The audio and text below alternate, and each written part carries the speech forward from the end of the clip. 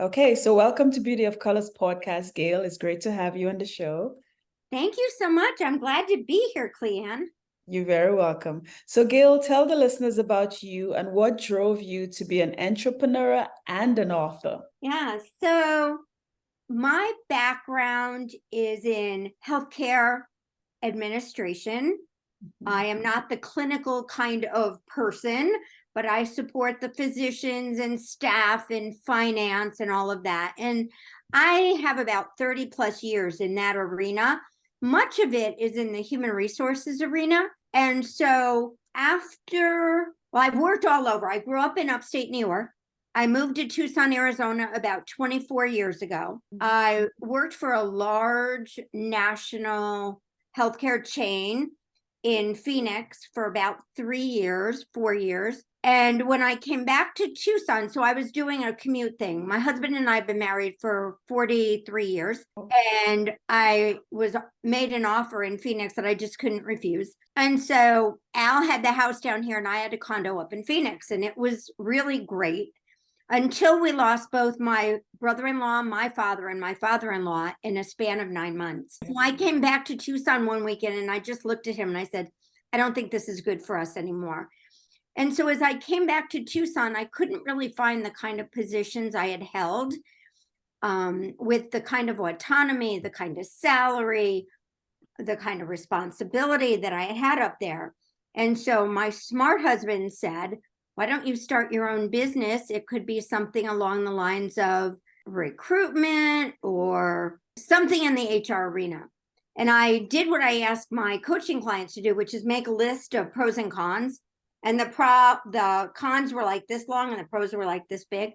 Because of liability, when you're dealing with personnel interrelations, employee relations, when you're dealing with a lot of the HR comp and benefits, it just wasn't something that I really wanted to continue. And so I started thinking about the things I was most comfortable with.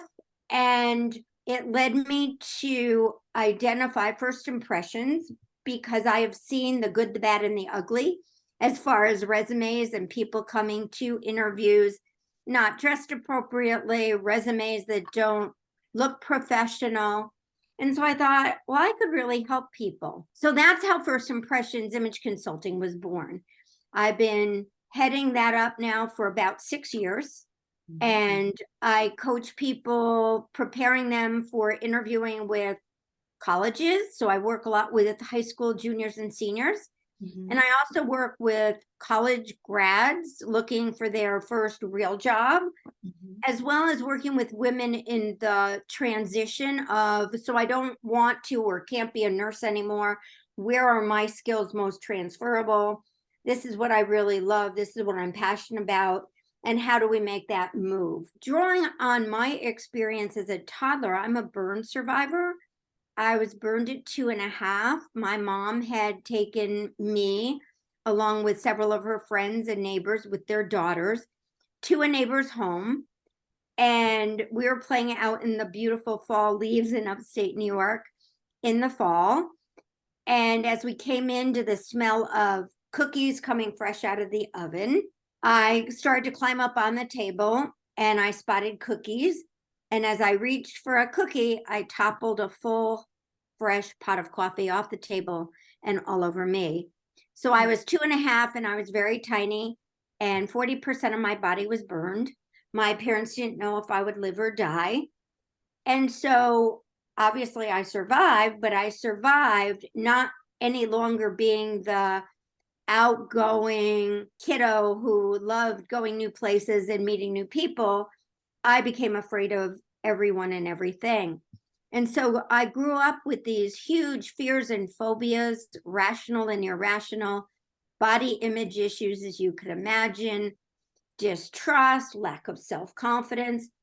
And so over many years, with the support of my husband and a few professionals, I've gained that self-confidence. And so as a career coach and a confidence coach, I help my clients identify their strengths. I call them in my book the superpowers. And they basically stem from what are some of the compliments that you receive, right? Because we benefit when our friends, colleagues, other people share with us how they see and feel about you, which when we can take that apart, we're able to absorb that much more than listening to that negative talk in our brain that tells us we're not good enough, strong enough, smart enough. That was probably way more than what you expected. That's fine, Gayle. So why did you call the business First Impression? Why did you pick that name for it? That's pretty easy because we never get a second opportunity to make a first impression, whether it's in a job interview situation or networking, right? It's really intimidating to a lot of people to walk into a room full of chamber members or other networking opportunities where you may not know anyone or know one or two people. And so you tend to gravitate towards the one or two people you know, and you never venture beyond that little circle to meet new people because it's intimidating. And so first impressions, I think, speaks to individuals and corporations, right? Because we all have competition, whether it's banks or medical practices or any industry. When you walk through the door as a customer or potential customer, you're making an assessment as to whether you'll trust that person with your money, your health care, whatever it is, based on what you see. Is the environment welcoming? Does the receptionist or whoever's greeting you look up and welcome you? Thanks for coming in. How can I help you today? Or do people look down a lot and ignore you and you're kind of invisible? So, first impressions to me was just a very natural title for my business because of that. So do you do career coaching as well? And do you have any specific careers that you coach, or do you do a span, like a whole bunch of different career Yeah, coaching? great question. So I tend to focus in the healthcare area because that's my background. However, I've helped engineers, men and female.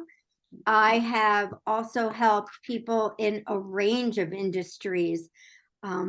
Engineers is kind of interesting, as is accountants, because they come from that one side of the brain where many of us come from the other side of the brain. So I love working with them because it's a challenge for me. And having a certification for my coaching, I have tools in my toolbox that I'm happy to share with people, my clients, so that they can identify their passion, their likes, their dislikes. And again, how we transition their successes from one industry or one arena into another. So do you offer your services only in the state that you are right now, or do you work with clients all over the world? Well, fortunately, because of the pandemic, I can work with clients all over the world. Actually, one of my clients last year was a gal in Japan, actually. She and her husband, he's military, so they're stationed on a base in Japan. And this gal had been a teacher for a number of years, just 20 years. And she'd been called on many times in the past year to fill in for either principals of her school or superintendents of the region. And she was very successful. So they kept asking her back. And she thought, well, if I can do this, why don't I apply for those kind of jobs? And so she would apply for both principal and superintendent jobs and not get beyond the first interview. And so a mutual friend introduced us, and I worked with this gal for about 5 months. She's very smart, very articulate, knows her strengths, but when it came to an interview, she just couldn't react, relate, respond as she really is capable of doing. So as I said, I worked with her for about 5 months, and she applied for a couple of positions. She interviewed for 2, and she landed a job where she's the principal of 2 schools on a campus. Wow. So I can work with anybody anywhere. Okay, that's great. Thank you. That is great. So let's talk a little bit about your book, Gayle. What drove you in writing about your book, and what obstacles in life did you face, and how did you overcome that? Yeah, so the book is all about stories of me growing up through different phases of my life, and just that, the obstacles that I overcame. So a few minutes ago, I mentioned fears and phobias, both rational and irrational, right? Mhm. So at the time, which was 1956, they treated burns very differently than they do today. And so my burns were treated with steroid injections and radiation, which they don't do anymore. Yeah. So as you can imagine, one of my fears is needles. To this day, like to get the COVID shots, to get the any inoculation just scares the daylights out of me. I go because I know I have to go, but I look away and my stomach hurts and all of that. Some of the irrational fears was a fear of snakes in particular. I would see them, garter snakes crossing the driveway, whatever, and I would just freeze and scream. And knowing that we were going to move to Arizona about 25 years ago, I knew I had to get some help. So I found a guy who was doing his PhD dissertation on phobias, and he had groups that he was meeting with.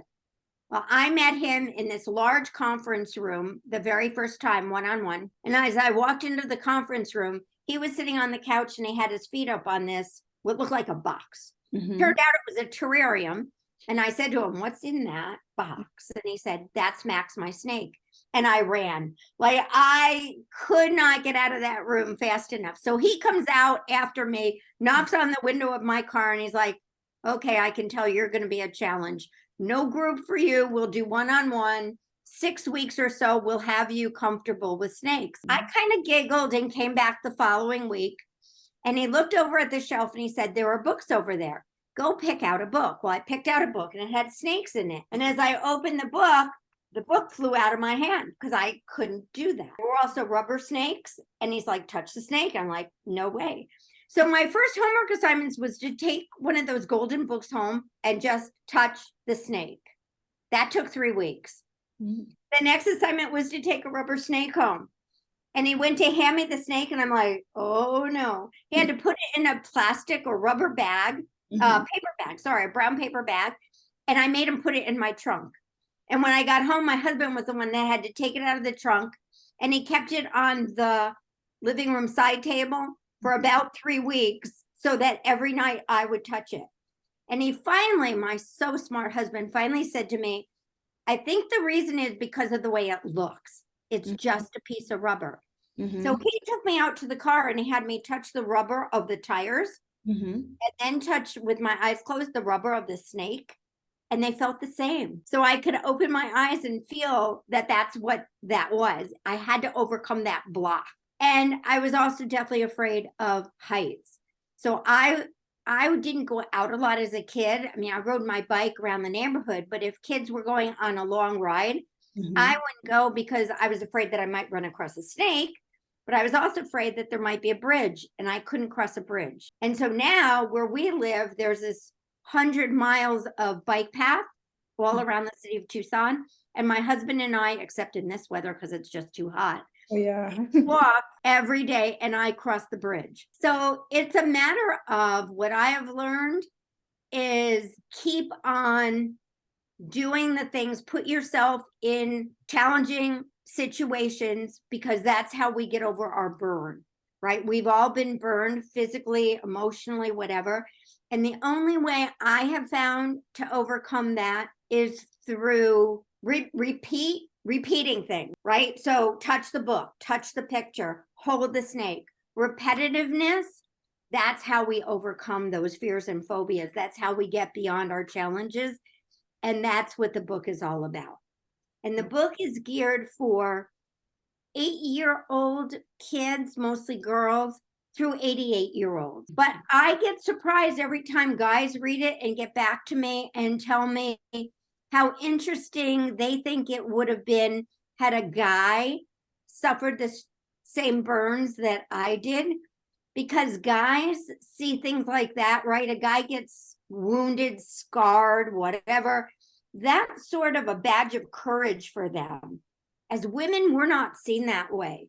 We want to hide. We want to isolate. We want to withdraw. And that's not healthy for any of us. And as you can imagine, I kept my secret for over 60 years. So no one knew the real me. I just did a book signing back in upstate New York about 3 weeks ago. We had gone back east for my granddaughter's high school graduation. And I had about 30 people in the room at a bookstore. Some were grade school friends, some were high school friends, some were friends of mine neighbors, and there were family there. None of those people, other than my sister, knew my story because as a family, we never talked about it. So these people were sitting in this room listening to me share bits of my story and my book. And these guys in particular came up to me after and expressed exactly that.